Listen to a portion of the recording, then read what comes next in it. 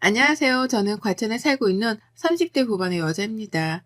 저 유튜브 정말로 좋아하는데 이렇게 사연 신청을 해보기는 처음입니다.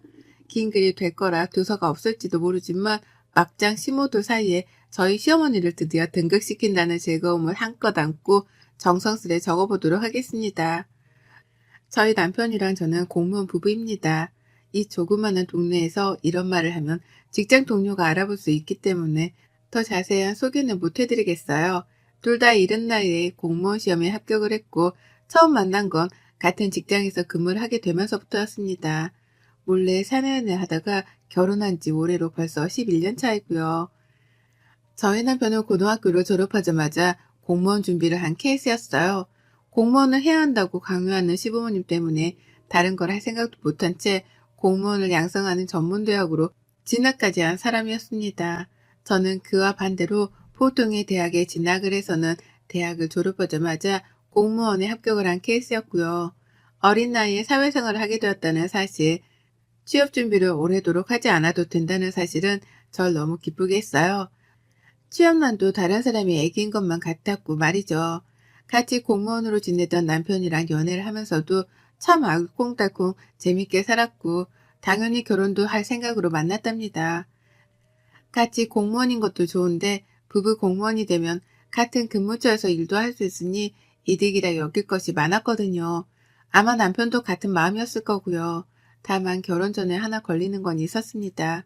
저희 부모님도 그렇고 시부모님도 그렇고 모두가 걱정을 한 단 한 가지였는데요.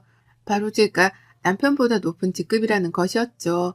남편은 고등학교 졸업을 하자마자 9급 시험을 준비해서 공무원이 된 사람이었지만 저는 대학 내내 휴학까지 해가면서 7급 준비를 했거든요. 그리고는 7급에부터 공무원 생활을 시작했고요. 남편이랑 단둘이서 좋다고 연애를 할 때에는 이런 점들이 하나도 보이질 않았습니다. 둘이서 좋다는데 직장에서의 급수가 뭐 중요하냐 싶었던 거죠. 하지만 결혼을 하려고 보니 양가 부모님들이 난리더라고요. 그것도 상반적으로 다른 입장에서 말이죠.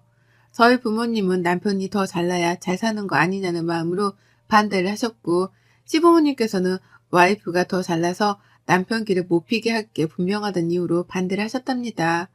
너무 극과 극인 입장에서 결혼 반대를 외치던 두 부모님들 때문에 중간에서 남편이랑 제가 죽어나가는 상황이었죠. 그 상황이 무려 1년이 넘도록 지속되었답니다.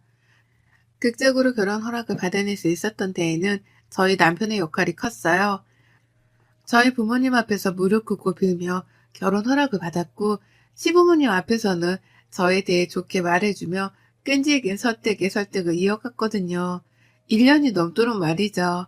그러니 양가 부모님들도 서로가 오죽 좋으면 이러겠냐는 마음으로 서서히 마음을 풀어주셨고 그렇게 저희는 부부가 되어 식도 올리고 자식도 둘 낳고 잘 살게 되었답니다. 하지만 잘 살게 되었다고 설명하며 끝나면 좋겠는 저희의 결혼 생활은 어째 갈수록 산으로 가는 듯 시작했어요. 분명 하고 싶어 죽겠던 결혼 승낙도 받아냈고 아이들도 낳고서는 제법 잘 사는 듯 보였는데도 결혼 생활이 전혀 즐겁지 못했어요. 오히려 내가 괜히 결혼을 해서 이런 수모와 곤욕을 당해내고 있다는 생각에 우라통이 여러 번 터지는 날도 다반수였죠. 바로 시어머니의 그 말 같지 않은 농담 때문이었습니다. 저희 남편은 결혼하고 좀 있다가 제가 옮겨 다니게 된 과천으로 근무처를 따라 옮겼고 그렇게 저희는 과천에서 자리를 잡고 살게 되었어요. 저로서는 다 좋았습니다. 남편한테 직장이 가까워진 게 다행이기도 했고 친정이 바로 옆에 있는 안양에 있었는지라 뭐든 서울 살 적보다는 마음이 편했거든요. 하지만 문제는 시어머니셨죠. 시댁이 고양시에 있거든요. 서울에 살짝만 하더라도 시댁이 친정보다는 가깝다는 걸 위안 삼으며 자주 인사도 하러 오고 안부도 여쭈러 오라고 불러내기 바쁘셨던 어머님이셨는데요. 저희가 아예 과천에서 자리를 잡고 살기 시작하니 불같이 화를 내셨습니다. 결국 와이프 따라 와이프 친정이 가까이 있는 과천으로 갔다면서 이게 다 전부 제 탓이란 듯이 화를 내셨어요. 남편을 꼬드겨서 친정 옆으로 처가살이라도 하러 간 것 마냥 말이죠. 남편이 직장 가까이에 살 수 있게 되어 너무 좋은데 왜 화를 내냐며 시어머니를 설득하고 달래보려 했지만 어머님은 무려 몇 개월간이나 저에게 삐져 말도 안 거셨어요. 그러면서 다시 얼굴을 뵙게 되었을 때 굽신거리며 인사를 하는 제게 토라졌다는 식으로 말씀을 하더라고요. 내가 언젠가 이렇게 될 줄 알고서 결혼을 안 시키려고 한 건데 얘는 벌써 둘이고 라고요. 언젠가 제가 제 뜻으로 남편을 휘두를 거란 걸 알았다며 별 말 같자는 소리를 너무나 맞다는 식으로 당당하게 뱉어내셨습니다. 제 얼굴이 붉어지는 건 신경도 안 쓰셨어요. 제 기분이 나쁜 건 당연히 무시를 하셨고요. 그리고 그때 두 번 더 깨우쳤죠. 원래 어머님이 아들 생각만 한다는 걸 알고는 있었으나 시어머니하고는 정말 가까워질래야 가까워질 수가 없겠구나 하는 걸 말입니다. 손주 손녀를 낳기까지 한 며느리인데도 여태 아들 깃빨아먹고 살진 않을지에 대해서 경계하기만 하는 시어머니하고는 저도 친해지고 싶은 마음이 없었고요. 그래서 최대한 갈등만 만들지 않으며 살고자 노력했습니다. 여전히 명절이 찾아와도 코앞인 친정보다 시댁을 먼저 찾았고요. 제 생일엔 아무런 축하 인사도 받지 못했음에도 불구하고 어머님, 아버님 생신 때에는 꼬박꼬박 선물에 용돈도 보내드리며 축하 인사를 전했어요. 아이들 보고 싶다고 하시면 섭섭하실까봐 주말에 당장 찾아뵈었고 그 밖에도 자잘한 요구들은 당연하다는 듯이 들어드리며 지냈습니다. 이렇게 가까이에서 지내버릇하면 과천으로 이사를 간 것에 대해서 덜 속상해하실 거라 생각을 했어요. 이 이상으로 친하게 지내며 모녀 같은 시어머니와 며느리 사이를 만들고자 하지는 않았고요. 하지만 갈등 없이 잘 지내는가 싶다가도 꼭 한 번씩 시어머니의 말씀 때문에 제 속이 뒤틀리곤 했습니다. 제가 할도리만 잘하고 지낸다면 욕먹을 일도 없고 갈등을 일으킬 일도 없을 거다 생각했거든요. 그러나 잘하면 할수록 자주 듣게 되는 시어머니의 그 얼토당토 없는 농담들 때문에 마음 편할 새가 없었어요. 지금 생각해보면 잘 지내고 있다고 여겼던 그 순간들까지도 사실은 시어머니께 농락을 당하고 있었던 것 같습니다. 저희 어머님이 농담을 참 밥 먹듯 하세요. 저희 부부가 과천으로 이사를 오고 나서 한동안 삐졌다가 다시 대화를 나누기 시작한 그 시점부터 농담을 참 잘도 던져대기 시작하셨죠. 오랜만에 아이들을 모두 다 데리고 시댁을 갔더니만 어머님이 그러시더라고요. 아이고 과천 갔다 죽은 줄 알았잖아. 우리 아들 호래비 된 줄 알았는데 이제 보니 며느리가 살아있는 있네. 라고 말입니다. 전 당연히 농담인 줄 알고 웃어 넘겼습니다. 기분이 살짝 나쁘고 빈정이 상하긴 했지만 이 말을 너무나 활짝 웃으면서 말씀을 하셨는지라 다른 선택의 여지가 없었어요. 그저 농담인 줄 아니까 맞받아치지 않고 웃어 넘기는 걸 택한 거죠. 하지만 어머님은 이런 제 반응이 재미가 없었는지 그 후로도 기분 더러운 농담을 참 자주 하더라고요. 예를 들면 이런 것들이었죠. 요리를 도와드리겠다고 옆으로 가기라도 하면 아이고 부엌 무너지겠다. 너 그 꼴 못 벗어나면 우리 집 부엌 무너진다. 그러고도 뭘 먹겠다고 부엌에 들어와. 라고 하면서 제가 살이 쪘다고 뭐라 그러시는 거예요. 부엌이 무너진다는 말을 농담이라면서 키득키득 거리는 채로 말입니다. 여자한테 살 문제가 얼마나 기분이 나쁜데 어머님은 그걸 너무 뻔뻔하게 하셨어요. 그리고는 굳어진 제 표정에 활짝 더 웃으면서 농담인데 얘 봐라. 뭐가 틀려서 기분이 나쁜 거니? 아니다. 이것도 농담이야. 라고 말씀을 하셨고요. 애들한테 자잘한 일로 훈육을 하고 있으면 아이고 다 너 닮아서 그러는 건데 뭘 그러냐. 엄마 판박이라 귀엽기만 하구만. 그걸 뜯어고치겠다고? 내버려둬. 사랑깨도 3년이면 풍어를 읊는다는데 네 옆에서 자란 애들이 뭘 어쩌겠냐. 보고 탐는 수밖에. 라고 하면서 혼육이 주제 넘는다는 식의 표현도 하셨답니다. 그게 무슨 소리냐면서 역정이라도 내면 아이고 농담한 거 가지고 쟤는 또 진지하게 저런다. 내가 무서워서 무슨 농을 못해. 라고 제게 민감하게 굴지 말라 말씀을 하셨네요. 너무 기분이 나빴어요. 난 분명 웃지 못하는 말들인데 어머님은 뭐가 그리 웃긴지 계속해서 웃어 보이기만 하셨으니까요. 나를 얼마나 호구로 봤으면 사람이 기분 나쁠 만한 말들을 던지면서도 눈치 한번 안 보고 사과 한번 안 하나 싶었답니다. 홧김에 소리라도 지르고 싶다는 생각이 들 정도로 피가 거꾸로 솟는 적들이 많았어요. 주로 대다수의 농담들은 제가 하는 말들이나 행동에 반박을 하는 것들이었죠. 그렇다 보니 시어머니가 나한테 시비를 거는 중이라는 느낌을 지울 수가 없었답니다.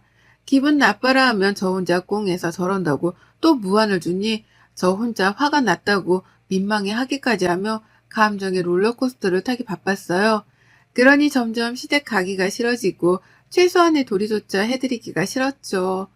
그러다 코로나 터지면서는 이게 기회구나 싶어서 시댁이랑 완전히 연을 끊었고 그 사이 전화가 오더라도 일 때문에 바쁘니 전화는 남편한테 하라면서 대놓고 연락을 무시했습니다. 급한 일이 있으면 남편한테 연락을 해도 충분할 텐데 왜 친하지도 않은 며느리한테 굳이 전화를 해서는 늘 시덥지 않은 농담이나 하며 기분을 더럽히느냐 이거였죠. 그래서 바쁜 척을 더 열심히 했고 대화하고 싶지 않은 척도 더 열심히 했습니다. 그러니 어머님도 눈치가 있긴 있는 건지 투덜거리긴 했지만 서서히 제게 하는 연락 횟수를 줄이셨어요. 정말로 무슨 일이 있더라도 남편에게 했고 그 와중에 자기 생일 선물이랑 용돈 찾는 전화는 꼬박꼬박 제게 하셨답니다. 이리 보나 저리 보나 저를 우습게 보시는 게 분명히 보이긴 했어요. 그리고 바로 올 중순 시아버지 생신이라서 밥 먹는다고 시댁을 찾았다가 동서가 있는 앞에서 시어머니가 제게 막말을 또 퍼부셨답니다. 제가 상부장에 있는 그릇을 빼는 중이었는데 갑자기 손가락으로 집게를 만들어서는 제 뱃살을 꼬집는 거예요. 그 바람에 제가 너무 놀라서 잡고 있던 그릇을 손에서 놓쳐버렸고 그릇이 부엌 바닥으로 떨어지며 와장창 깨져버린 사건이 있었죠. 그런데 어머님이 그런 저를 보면서 웃는 겁니다. 그리고 뭘 하신 줄 아세요? 아이고, 치살 잡혔다고 돼지가 놀래 자빠졌네. 라고 하며 웃는 거예요. 미친 사람처럼 말이죠. 동서도 웃지 못하고 있었고 저도 너무 놀라고 기분이 나쁜 나머지 시어머니를 노려만 보고 있었습니다. 그릇이 깨졌고 사람이 다칠 뻔도 했는데 이게 웃긴 일인가 싶어 황당해 말이죠. 그러자 어머님은 그제서야 저랑 동서 눈치를 보며 말씀하더라고요. 농담이라고 말이죠. 눈에 보이는 살집이 너무 방대해서 잡아보고 싶었다는 걸 이유라고 들먹이셨답니다. 저는 사과를 하는 건지 더 엿을 먹이는 건지 알 수 없는 이 대답을 들으며 황망한 채로 깨진 그릇을 치웠고요. 동서는 뒤에서 쌀벌한 시모와 저의 농담을 들으며 겁이라도 질린 건지 말도 못 꺼냈어요.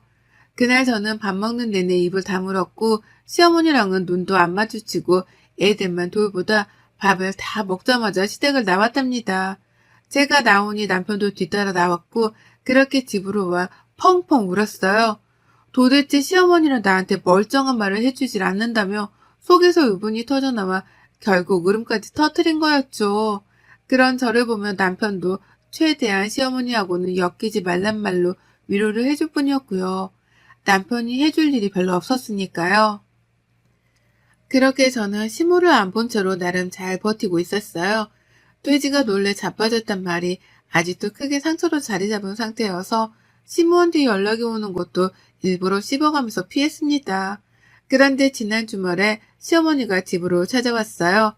시아버지도 빼놓은 채 혼자 택시를 타고 찾아와 택시비를 내주라며 아파트 동 입구 앞에서 저한테 문자를 보내셨더라고요. 전화를 하면 안 받을 게 뻔하다면서 말입니다. 그 바람에 남편이 놀래 택시비를 내려갔고 어머님은 정말로 집 안에 들어오셨답니다. 당황했어요.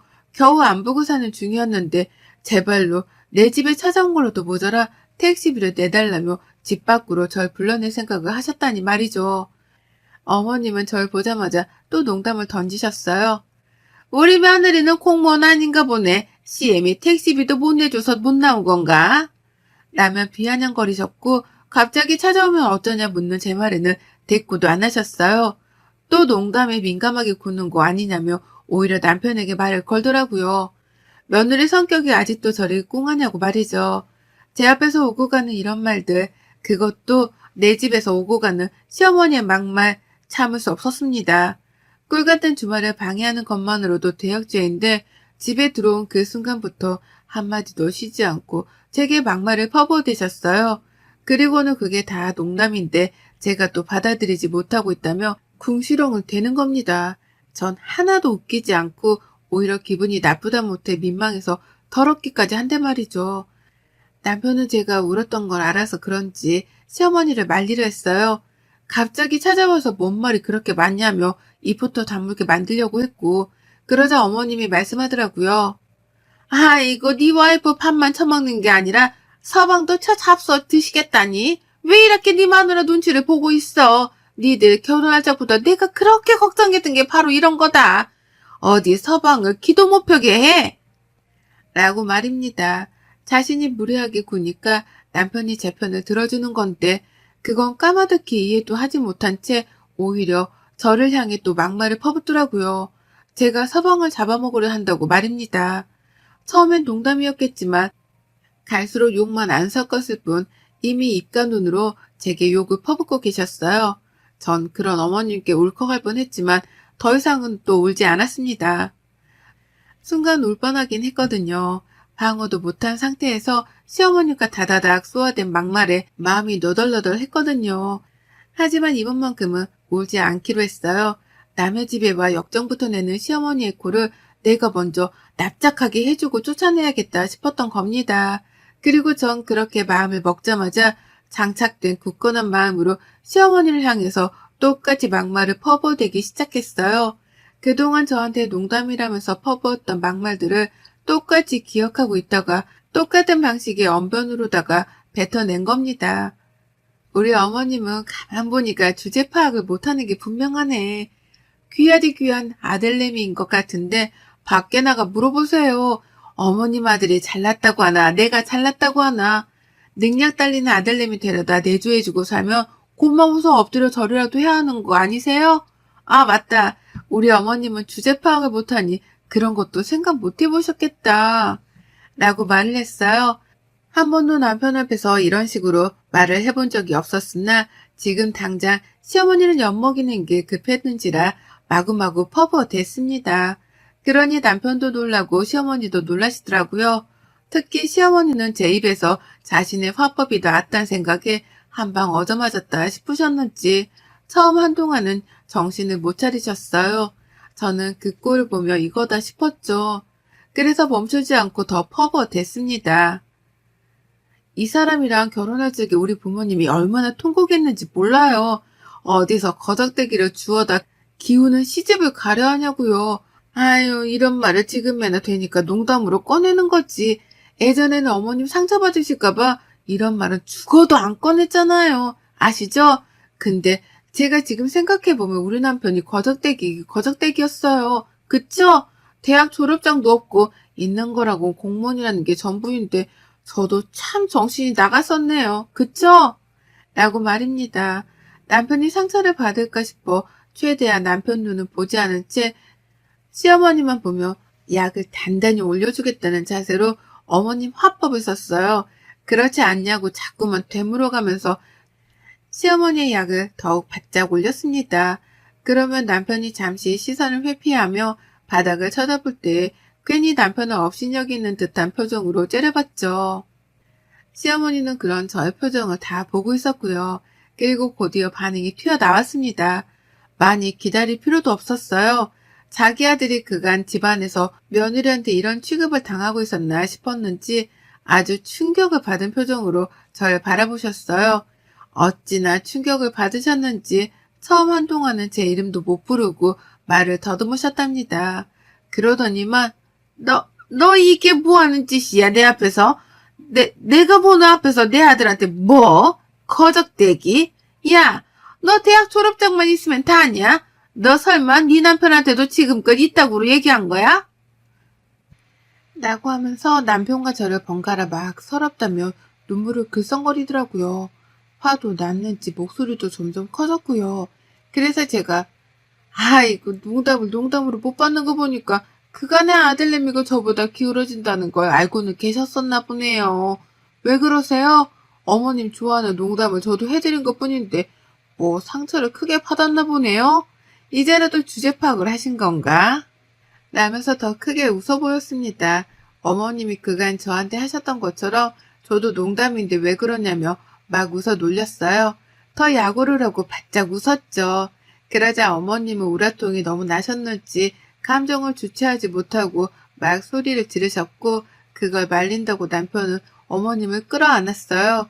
순식간에 집안 분위기는 개판이 되었고 어머님은 급기야 화를 내다 울음을 보이셨습니다. 그리고 전 그 타이밍을 절대로 놓치지 않으려 했어요. 우는 시어머니의 얼굴을 보고 사과를 하기는커녕 더욱 바짝 약을 올리다 못해 속 터지게 해드리고자 했답니다. 우는 어머님 앞에서 아이고 우리 어머님 그간에 모자란 아들한테 시집온 저한테 미안한 게 많으셨나 보네요. 왜 우세요? 하긴 뭐 나 같아도 내 자식을 이렇게밖에 못 키워놓고 더 잘난 며느리한테 장가 보내면 미안해서라도 며느리한테 엎드려 절만 하고 살겠어요. 아니지 어버 키워야 하나? 라고 하며 좋다고 웃었더니만 어머님은 결국 제 분을 참지 못한 채 머리를 뜯다 도망을 치셨답니다. 눈물만 왈칵 쏟는 모습을 며느리 앞에 보이며 자기 머리를 뜯으며 집을 나가버리신 거예요. 할 말도 없는 와중에 며느리가 맞는 말만 해가면서 자신이 했던 화법을 똑같이 쓰니까 반박할 여지가 도무지 없었던 겁니다. 그러니 도망을 가는 방법을 택할 수밖에 없었던 거죠. 저는 도망치는 어머님을 잡지 않았고 나가 붙잡으려는 남편을 붙잡았어요. 내가 지금껏 이런 식의 농담을 어머님으로부터 당하고 살아왔다고 말을 하니 남편은 바로 시어머니를 따라가기 포기했답니다. 그리고 전 어머님이 엘리베이터를 채 타기도 전에 들으라며 문을 쾅 소리까지 내며 먼저 닫아버렸어요. 두 번 다시 내 집으로 먼저 들어올 생각도 하지 말란 일종의 경고였죠. 그리고 그날에서야 저는 비로소 지난 세월 동안 시어머니로부터 들었던 수모를 말끔히 씻는 듯한 개운함을 느꼈답니다. 한두 번도 아니고 매번 그런 식의 비아냥거리며 내 속을 뒤집는 게 참 역겨웠는데요. 자기 아들 욕보이는 말을 더 해가면서 똑같은 화법으로 쏘아대니 바로 나가 떨어질 줄이야. 이렇게 쉽게 어머님이 무너질 줄을 상상도 못했네요. 그간 얼마나 자신의 아들을 핸디캡으로 생각했으면 저리 민감하게 반응을 하실까 싶어서 오히려 지금은 우습기까지 합니다. 이제는 저 스스로에 대한 방어를 충분히 한 후 시어머니를 마주할 생각이에요. 뭐라도 또 한마디를 하신다면 이날 어머니께 뱉어낸 막말 그대로 복사 붙이기를 해서는 시어머니께 또 들려드릴 거랍니다. 아들 생각해서라도 며느리 앞에서 잘하라고 말이죠. 그럼 어머님은 또 자존심이 상해 화를 못 이기다 저에게서 도망을 치시겠죠. 전 이제 더 이상 어머님이 무섭지도 않고 피하고 싶지도 않습니다. 무슨 말을 해야 어머님의 입을 꾹 다물게 할 수 있는지에 대해 잘 알기 때문에 늘 이날의 대화를 제 입안에 장착하고는 어머님을 뵐 거예요. 벌써부터 다음번 만남이 기대가 되는 것도 참 신기할 따름이네요. 여러분의 생각은 댓글로 남겨주세요. 오늘도 시청해 주셔서 정말 감사합니다.